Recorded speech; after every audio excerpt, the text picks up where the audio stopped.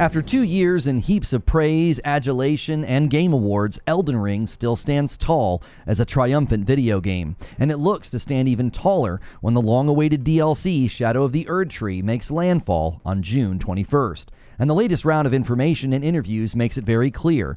Elden Ring Shadow of the Erdtree will be good, maybe even award-winning. But while the details and the info are promising, the road to this DLC is certainly one that has raised the expectations. From the pre-release anticipation of Elden Ring to the near universal praise and high reviews, all culminating in the litany of Game Award nominations and the coveted prize of Game of the Year, this game certainly has its own big shoes to fill. So one could argue that the anticipation for this DLC started before the game even launched. Now this video will roll over into a live discussion. I'd love to know what you think. You can use the pinned comment below or wait for the card at the end. Also make sure to hit like and subscribe. Now before this game even released, it was winning awards for most anticipated game. In fact, it won that award 2 years in a row at the annual Jeff Keighley hosted show, the Game Awards. Videos anticipating the game would soar with high views and loads of comments. There was an entire channel dedicated to Elden Ring news, and it would upload a daily video saying there's no new news about Elden Ring, unless of course there was new news. Now, it seemed as if the whole world was waiting for Elden Ring, and more than just anticipated, the expectations were through the roof. Leaked footage of gameplay was combed over with a fine-tooth comb, and official gameplay reveals got lots of views. The first official gameplay reveal landed on June of 2021. It currently has over 12 million views. Then, on November 4th of 2021, they dropped a 20-minute preview of Elden Ring gameplay, which has over 10 million views, and it is currently one of the most watched co-streams on my channel. So needless to say, anticipation and expectations for Elden Ring were through the roof. Then, the long-awaited day finally happened. Elden Ring released on February 25th of 2022, and while the praise was almost universal, it was not the smoothest launch. Frame rate issues and egregious stutters plagued the PC version of the game as well as PlayStation and Xbox, and those playing on PS5 found that loading the PS4 version ran smoother and avoided some of the pesky frame hitches. It seemed to some, at least at first, that FromSoftware may have bitten off more than they could chew. Would a vast open world work for the Souls format? Would the proprietary FromSoft engine be able to find its footing with such a large game? Well, the critical acclaim was undeniable, landing a strong 96% on Metacritic, and while the user scores on Metacritic don't look as strong, when you look across Steam, PlayStation, and Xbox, it is clear that this game has been universally given very high marks. So, the minor performance issues vanished not just from patches and updates, but they disappeared beneath the blazing sun of Elden Ring's overall quality and experience. To this date, it is easily one of the best, if not the best open-world game that I have ever played. Not since Breath of the Wild have I played a game with so much exploratory purpose. Every nook, cranny, and corner of the map is worth exploring, because you may find a dungeon, a secret, or a great piece of loot. And in the open world, if that doesn't pull you in, the world and the enemy design certainly will. Gothic castles and structures tower over you, beckoning the player with both intrigue and fear. Caves and dungeons create a density within the world that fosters a very subtle terror that every part of the ground may have an unknown plunging depth beneath it, full of enemies and grotesque bosses waiting to bludgeon you. And the pure scope and size of the map, and that world washes over the player as you catapult up with magical jump streams. And all of this is packaged in an art style that evokes both disgust and admiration. Disfigured bosses wielding larger-than-life weapons may have you actually recoiling not just from their attacks, but also from their hideous nature. So it was crystal clear, before the Game Awards even entered the picture, Elden Ring was the frontrunner for Game of the Year. It received a grand total of 7 nominations at the Game Awards, and Elden Ring walked away with 4 out of those 7. For many, it was the clear winner for Best Role-Playing Game, but when it won both art direction and game direction, it was obvious that Game of the Year was Elden Ring's for the taking. Since then, it has won almost 10 more awards from other events and outlets, and for many gamers, it was their own personal Game of the Year as well. So, this is the giant and daunting stage for the long-awaited Shadow of the Erdtree DLC. Shadow of the Erdtree is shaping up to be a fantastic addition to the game, but you may not know some of the key details. There are requirements to engage with the new content, and there is a new power mechanic that's being described as similar to Sekiro. We also have new information about if there will be more DLC after this, the possibility of a sequel, and how choices in the DLC will function. So let's start with the bit about power similar to Sekiro, because I actually think this is one of the more interesting and exciting aspects. PC Gamer published an article titled, "Elden Ring Director Says Shadow of the Erdtree Will Have a Sekiro-like Leveling System, so you can't just steamroll it." Now, the first thing to note is that this system is unique to the DLC from the article. Miyazaki said in addition to the normal rune-based leveling system, you'll also have a Sekiro-like attack power stat that is unique to the DLC areas. So, if you are worried about being over-leveled and blasting through the content, don't worry. Though, that was actually, I think, one of the reasons why I stopped my New Game Plus playthrough and I started a fresh Sword and Shield No Summons run. I was so strong in New Game Plus, I remember beating Radon, and it just was like a couple of seconds. So, I like knowing that this DLC is going to have its own power structure. But don't worry, if you like over-leveling before facing a boss, the DLC will have that. More from the article. Miyazaki said, "The system was added to replicate the freedom you had in the base game to explore and level up before tackling the bosses."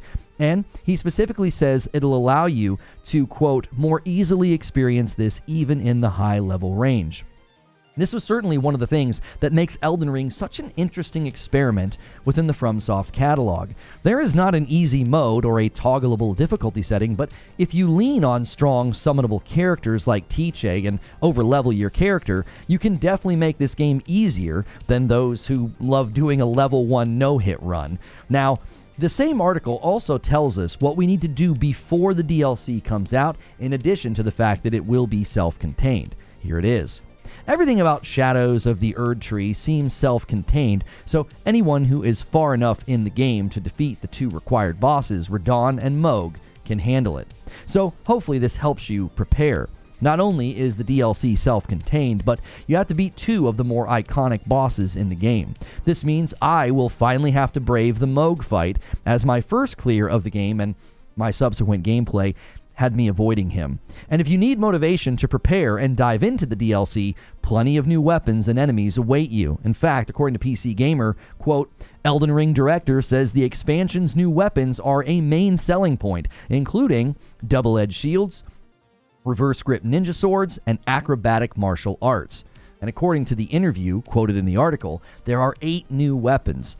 Here it is. Miyazaki called the DLC new weapons and spells one of the main selling points of the expansion, especially weapons. There are 8 new types added. Of course, there are additions to existing weapon types as well. Now, I remember gravitating toward the more basic build of a sword and a shield and a nice club for enemies who are weak to blunt attacks, but I may have to try out those reverse grip ninja swords. Rise of the Ronin gave me a taste for switching up weapons and attack styles. All right, now, if you are hoping that there will be more DLC after this, sadly, this will be the only one. But there is hope. A sequel has not been ruled out. Games Radar reported on this, claiming Elden Ring will only get one DLC in Shadow of the Erdtree, but FromSoftware isn't ruling out a full sequel for the RPG.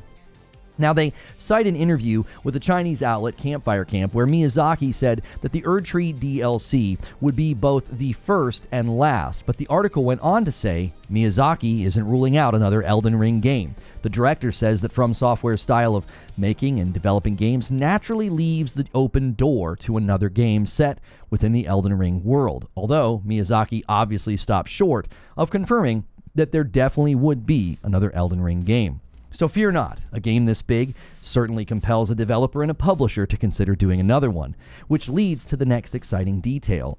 You may have a reason to play through the DLC a few times, and without a definitive ending, a sequel may be more on the table than we think. In similar fashion to the way the main game is structured, the Shadow of the Erdtree DLC will have multiple decisions for you to make, but unlike the main game, there is no definitive ending. Games Radar reports and says, Elden Ring Shadow of the Erdtree DLC will feature multiple decisions, but have no definitive ending. Now, part of the reason for no definitive ending may be because it's following the format of other FromSoft games, more from Games Radar.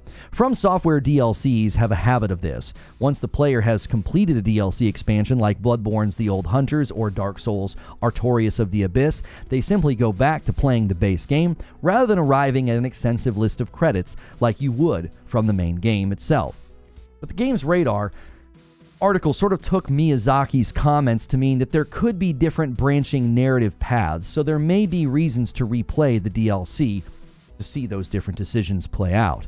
Now, all of this, the anticipation of the game, the triumphant release, the critical acclaim, commercial success, the soaring user scores, and the litany of game awards, well, it leads to all of these great details about the DLC. So my conclusion is simple. I think that the Elden Ring Shadow of the Erdtree DLC will be good, maybe even great. And the first reason for this is obvious given what year it is. It's been 2 years. They clearly took their time with this. So I expect it to be substantive and sizable. I also expect it to be classically difficult in FromSoft fashion. But given the size, scope, and excellence of the main game, I can't imagine waiting 2 years for the DLC and it being anything less than excellent. Now, the second reason I think it will be good is that they have been very thoughtful about the mechanics. They don't want established players to just steamroll right over the content, but they also didn't want to take that aspect away from the game for you. Having a more dynamic difficulty where the player can determine just how hard or easy the game is, this is a level of innovation and brilliance that I don't think gets talked about enough when it comes to Elden Ring. All the bluster from entitled gamers claiming that games like this should have an easy mode, they're missing out on one of the best games ever made simply because they won't meet the game where it is. Ironically, the game actually tries to meet them where they are. If they wanted to make it easier, they could just try out the game and do it. Lastly, the proven track record of FromSoft and the vision for Elden Ring gives me a lot of confidence in this expansion. In fact, I wouldn't be surprised if this DLC wins some awards and lands some nominations. But that's just what I think. Now it's time to hear what you think. And you can do that in a comment below. I try to read and respond to as many as I can. Sometimes I read the comments and reply to them and talk about them in the live show. There'll be a card right here at the end and a pinned comment below. We also try to add the link to the description. I'd love to see you in the live discussion. Don't forget to hit like, share, and subscribe.